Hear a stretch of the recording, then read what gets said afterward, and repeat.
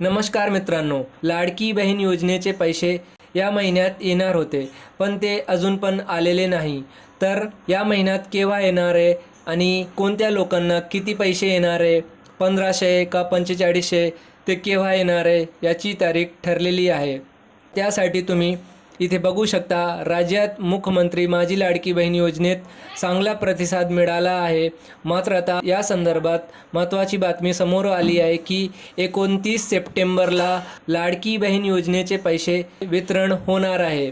बाल विकास कल्याण विभागाच्या मंत्री आदिती तटकरे यांनी आज माहिती दिली आहे की या निर्णयानंतर आता लाडकी बहीण योजनेचे पात्र महिलांना प्रतिमा 1500 रुपये मिळणार आहे.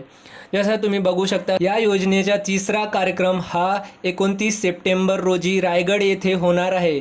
या कार्यक्रमानंतर सगळ्यांना पैसे वाटप होणार आहे. म्हणजे तुमच्या खात्यात 29 सप्टेंबरपासून पैसे येणं सुरू होऊन जाणार. तर तुमचा बॅलेन्स त्यानंतर चेक करा. सप्टेंबरच्या आलेल्या अर्जधारकांना लाभ मिळणार आहे.